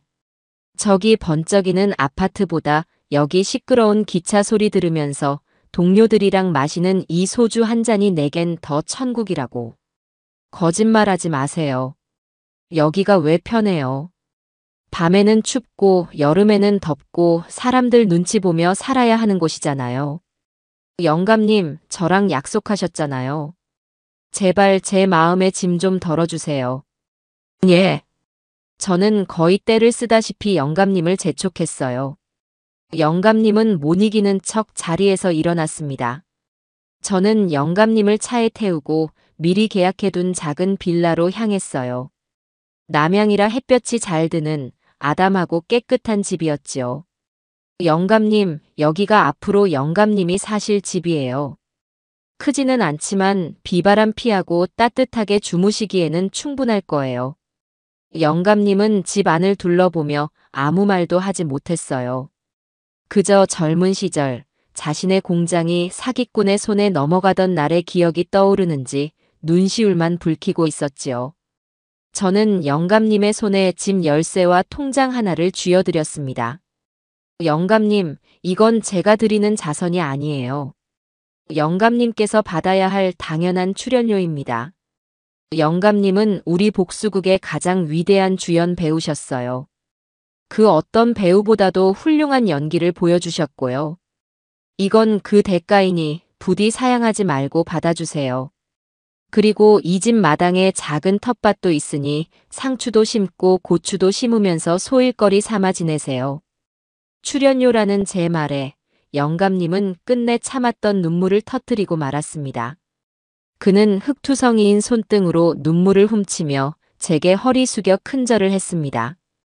저는 그런 영감님을 부축해 일으켜드리며 이제야 제 마음에 가장 큰 돌덩이를 내려놓은 기분이 들었습니다. 그렇게 저를 도와준 사람들에게 마음의 빚을 모두 갚고 나니 비로소 제 마음에도 진짜 평화가 찾아오는 것 같았어요. 그러던 어느 날 오후였어요. 우편함에 꽂힌 편지들 사이에서 유독 눈에 띄는 편지 한 통을 발견했습니다. 발신인 주소는 교도소. 김정필, 그놈이 보낸 편지였어요. 저는 그 편지를 들고 한참을 망설였습니다. 그 차가운 종이 한 장에서 5년간 저를 괴롭혔던 지옥의 냉기가 느껴지는 듯 했거든요. 뜯어보지 않고 그대로 찢어버릴까 몇 번이나 고민했지만 그놈이 무슨 궤변을 늘어놓는지 제 눈으로 똑똑히 확인하고 끝내고 싶었어요. 저는 마침 집에 와 있던 세라를 불렀습니다. 세라야, 이리 와서 좀 앉아봐라. 그놈한테서 편지가 왔다. 세라의 얼굴이 순간 굳어졌지만 이내 담담한 표정으로 제 옆에 와서 앉았어요. 우리는 함께 식탁에 앉아 마치 독이 든 병을 열 듯 조심스럽게 편지를 뜯었습니다. 편지의 내용은 제 예상보다 훨씬 더 길고 훨씬 더 교활했어요. 처음에는 온갖 미사여구를 동원해 자신의 잘못을 뉘우치는 척하더군요. 사랑하는 어머니께. 이 불효자식은 매일 밤 차가운 감방 바닥에 엎드려 어머니께 지은 죄를 눈물로 참회하고 있습니다. 제가 얼마나 어리석었는지, 어머니의 그 깊고 따뜻한 사랑을 배신한 제가 얼마나 큰 죄를 지었는지 이제야 뼈저리게 깨닫고 있습니다. 기가 막혀서 헛웃음이 나왔어요. 하지만 편지를 읽어 내려갈수록 그놈의 진짜 본색이 교묘하게 드러나기 시작했습니다. 어머니, 하지만 저도 어쩔 수가 없었습니다. 저는 정말 사업을 성공시켜 어머니를 호강시켜 드리고 싶었습니다. 하지만 세상은 너무나도 냉혹했고 주변의 악마 같은 사람들이 저를 유혹하고 구렁텅이로 몰아넣었습니다.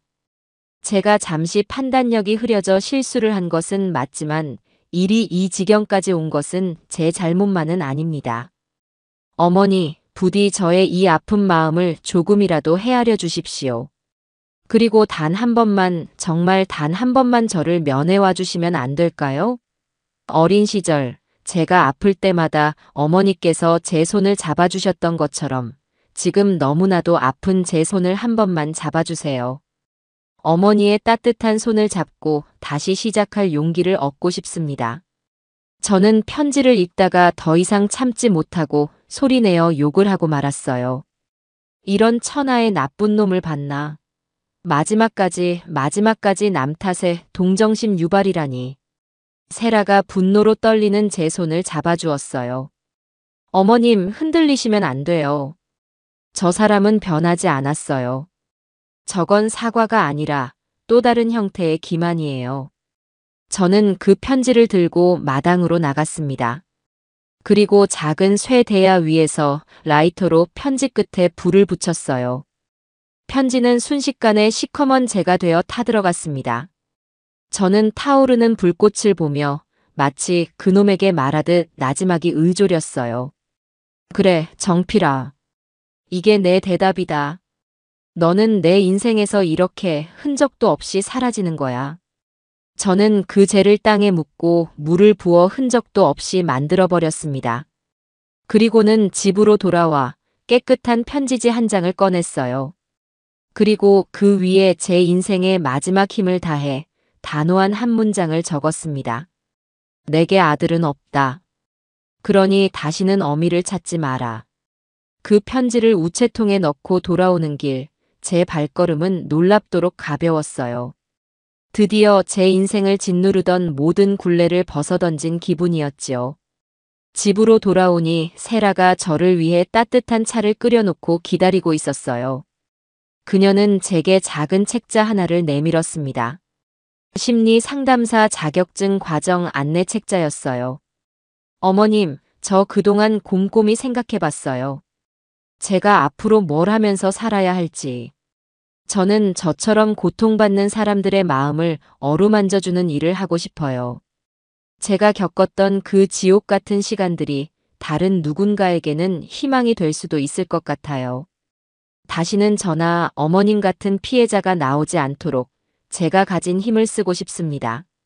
세라의 눈은 그 어느 때보다도 단단하고 맑게 빛나고 있었어요. 저는 그런 세라를 꼭 안아주었습니다. 그래, 아주 잘 생각했다. 우리 세라는 분명 세상 누구보다도 훌륭한 상담사가 될 거야. 이 어미가 뒤에서 든든하게 밀어줄게. 그날 밤 우리는 더 이상 과거의 아픔을 이야기하지 않았어요. 대신 앞으로 우리가 만들어갈 새로운 미래에 대해 이야기했지요. 제가 되어 사라진 과거가 아니라 땅속에 새로 심은 씨앗에 대해 이야기했습니다. 우리는 더 이상 복수의 동지나 어색한 고부 관계가 아니었어요. 서로의 상처를 보듬고 새로운 꿈을 함께 키워나갈 세상에서 가장 든든한 동반자이자 진짜 가족이 되어가고 있었습니다. 김정필 그놈이 제 인생에서 완전히 지워지고 나니 이상하게도 마음 한구석이 텅 비어버린 것 같았어요. 지난 5년간은 오로지 복수 하나만 보고 달려왔는데 막상 그 목표가 사라지고 나니 앞으로 뭘 해야 할지, 어떻게 살아야 할지 막막하더라고요. 새로 단장한 집은 너무 넓고 조용해서 오히려 낯설었고 푹신한 침대에 누워도 쉽사리 잠이 오지 않는 밤이 계속되었습니다. 복수는 끝났지만 제 시간은 여전히 과거에 멈춰 있는 듯 했지요. 어느 날 저녁 제가 멍하니 창밖만 보고 있는 것을 본 세라가 조용히 제 곁에 와 앉았어요. 어머님, 무슨 생각 그리 하세요? 아니야, 그냥 좀 허전해서. 평생의 숙제를 다 끝내고 나니 이제 뭘 해야 할지 모르겠다. 제 말에 세라는 잠시 생각에 잠기더니 제 손을 따뜻하게 잡아주며 말했어요. 어머님은요, 세상에서 가장 따뜻한 손을 가지셨어요. 그리고 그 손으로 세상에서 가장 맛있는 밥을 지으실 수 있잖아요. 어머님의 그 힘으로 이제 다른 사람들을 한번 보듬어 안아주시는 건 어때요? 세라의 그 한마디가 제 안개를 걷어주었어요. 맞아요. 제게는 아직 따뜻한 손이 남아 있었습니다. 제가 길 위에서 가장 서러웠던 순간은 춥고 배고플 때 기댈 곳 하나 없다는 외로움이었어요. 그 외로움을 제가 직접 걷어주기로 마음먹었습니다. 세라야, 나 이곳에서 작은 밥집을 하나 열고 싶다. 밥집이요? 그래. 나처럼 세상에 상처받고 갈 곳 없는 사람들, 그런 사람들에게 돈 걱정 없이 와서 편안하게 밥 한 끼 먹고 갈 수 있는 그런 곳. 어떠냐? 제 말에 세라는 세상 가장 환한 미소를 지으며 제 손을 꽉 잡았어요. 어머님, 정말 좋은 생각이에요. 제가 뭐든지 도울게요. 그날부터 우리는 새로운 꿈을 꾸기 시작했어요. 저는 1층 거실과 안방을 터서 식당 공간을 만들기로 했습니다. 공사하는 동안 먼지가 풀풀 날리고 시끄러웠지만 제 마음은 오히려 하루하루 생기가 넘쳤어요. 텅 비어있던 공간이 누군가를 위한 따뜻한 공간으로 다시 태어나는 것을 보는 일이 얼마나 기쁘던지요. 인테리어는 세라가 맡아서 화려하진 않지만 햇살이 잘 드는 따뜻한 원목 느낌으로 꾸며주었어요. 식당 이름은 민들레 식당이라고 지었습니다. 민들레 홀씨처럼 이곳을 거쳐간 사람들이 세상 곳곳으로 날아가 꿋꿋하게 뿌리내리고 살아가길 바라는 마음에서였지요. 주방 기구를 드리는 날에는 제가 직접 발품을 팔아 중고시장을 돌아다녔어요. 반짝이는 새 것보다 누군가의 손때가 묻은 낡은 그릇과 냄비들이 더 정겹게 느껴졌거든요. 커다란 솥을 걸고 처음으로 육수를 끓이던 날, 집 안가득 퍼지는 구수한 멸치 냄새에 저도 모르게 눈물이 핑 돌았습니다. 드디어 이 집이 원망과 복수의 공간이 아닌 사람 사는 냄새가 나는 진짜 내 집이 된 것 같았어요. 드디어 민들레 식당이 문을 여는 날이 밝았습니다. 메뉴는 딱 하나, 오늘의 백반이었어요. 제가 매일 아침 시장에 가서 가장 신선한 재료를 사다가 제 자식에게 먹인다는 마음으로 정성껏 만드는 가정식이었지요. 값은 딱 재료비만 받을 정도로 저렴하게 책정했고 그마저도 없는 분들은 그냥 와서 드시라고 문 앞에 작은 팻말을 걸어두었어요. 첫 손님이 누굴까 떨리는 마음으로 기다리고 있는데 식당 문이 조심스럽게 열렸어요. 놀랍게도 서울역에서 저에게 처음 빵을 건네주었던 그 아저씨와 폐지구역 때문에 저와 한바탕 싸웠던 그 여자, 그리고 얼굴이 익숙한 몇몇 분들이 어색한 표정으로 서 있었습니다. 제가 서울역에 있던 다른 사람들을 통해 일부러 개업 소식을 전했던 거지요. 아이고, 어서 와요. 다들 배고프지? 내가 오늘 첫 손님으로 오실 줄 알고 제일 좋은 재료로만 준비했지. 저는 활짝 웃으며 그들을 맞이했어요. 그들은 주뼛거리며 자리에 앉았고 저는 그들의 밥그릇에 고봉으로 밥을 담고 김치 가득 넣고 끓인 돼지고기 김치찌개를 뚝배기 가득 퍼주었습니다. 그들은 처음에는 제 눈치를 보며 쭈뼛거리더니 이내 허겁지겁 밥을 먹기 시작했어요. 밥 한 그릇을 뚝딱 비우고는 눈물을 글썽이며 제게 말하더군요. 아줌마 아니 사장님. 정말 맛있네요. 이렇게 따뜻한 밥 몇 년 만에 처음 먹어봐요. 고맙습니다. 그 말 한마디에 저는 지난 5년간의 서름이 눈 녹듯 사라지는 것을 느꼈습니다. 돈을 버는 것과는 비교할 수 없는 커다란 기쁨과 보람이 제 마음을 가득 채웠어요. 민들레 식당은 금세 입소문이 났어요. 저처럼 힘든 사연을 가진 사람들뿐만 아니라 제 음식 맛이 집밥 같다며 찾아오는 동네 손님들로 식당은 매일같이 북적였습니다.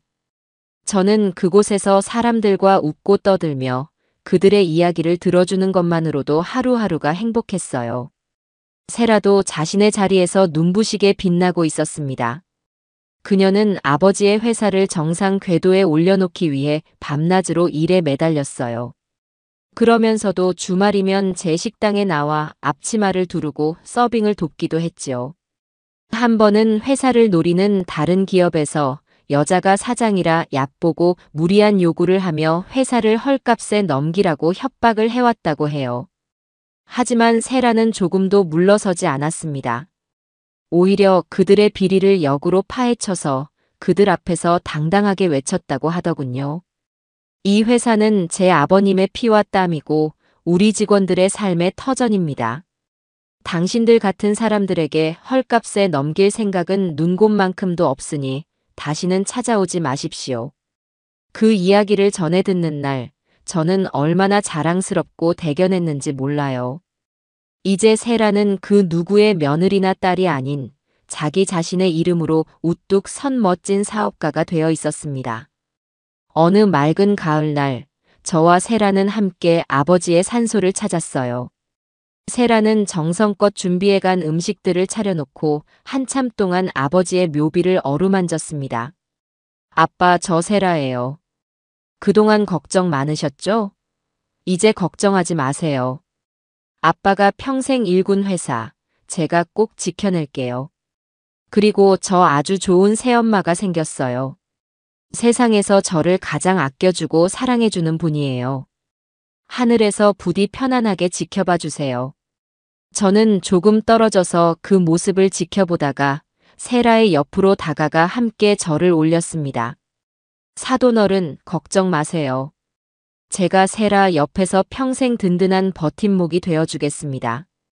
마음속으로 그렇게 약속드렸지요. 시간은 참 빠르게 흘렀어요. 민들레 식당은 이제 동네의 사랑방 같은 곳이 되었습니다.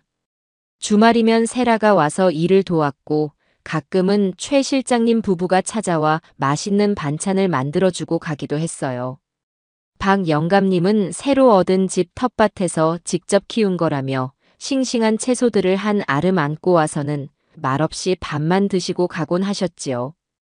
우리는 그렇게 피는 섞이지 않았지만 세상 그 어떤 가족보다도 끈끈한 새로운 가족이 되어가고 있었습니다. 어느 화창한 봄날이었어요. 식당 영업을 일찍 마치고 저와 세라는 집 앞 작은 마당에 꽃모종을 심기로 했습니다. 겨울 내내 텅 비어있던 삭막한 마당에 새로운 생명을 불어넣어주고 싶었거든요. 우리는 호미로 땅을 파고 봉선화, 채송화, 분꽃 같은 예쁜 꽃들을 정성껏 심었어요. 흙을 만지고 작은 생명들을 심는 일이 얼마나 즐겁고 평화로운지 저는 그날 처음 알았습니다. 흙투성이가 된 손으로 땀을 닦으며 잠시 허리를 펴는데 마당 너머로 지는 저녁 노을이 세상 그렇게 아름다울 수가 없었어요. 문득 지난 세월이 꿈처럼 느껴졌습니다. 차가운 길바닥에서 절망했던 날들, 복수를 다짐하며 도끼를 품었던 날들. 그 모든 것이 이제는 아득한 예실처럼 느껴졌지요. 제 마음속에 가득했던 분노와 원망은 어느새 흙냄새와 꽃향기로 채워져 있었습니다. 세라가 제 옆에 다가와 조용히 어깨를 기댔어요. 어머님, 저 요즘 정말 행복해요. 이렇게 어머님이랑 같이 있으니까 꼭 엄마랑 있는 것 같아요. 어릴 때 엄마랑 같이 마당에 꽃 심던 생각도 나고요. 그 말에 저도 모르게 눈물이 핑 돌았어요. 나도 그렇다, 아가. 나도 네가 있어서 이 지긋지긋한 세상 다시 살아갈 힘을 얻었어. 네가 내 딸이고 내 친구고 내 전부다. 상처는 여전히 남아있겠지. 하지만 이젠 아프지는 않아. 그냥 내가 얼마나 힘든 길을 걸어왔는지 보여주는 훈장 같은 거야. 우리는 한참 동안 아무 말 없이 서로에게 기댄 채 아름다운 노을을 바라보았어요. 지독하게 길고 추웠던 5년의 겨울이 지나고 제 인생에도 그리고 세라의 인생에도 드디어 따뜻한 봄날이 찾아온 것입니다. 앞으로 또 어떤 시련이 닥칠지 모르지만 이제는 두렵지 않아요. 이렇게 서로의 손을 꼭 잡고 함께 걸어갈 수만 있다면 우리는 분명 그 어떤 어려움도 이겨낼 수 있을 테니까요. 마당에 심은 작은 꽃들이 무럭무럭 자라나 예쁜 꽃을 피우듯 우리의 두 번째 인생도 분명 눈부시게 아름다울 것이라 저는 굳게 믿고 있습니다.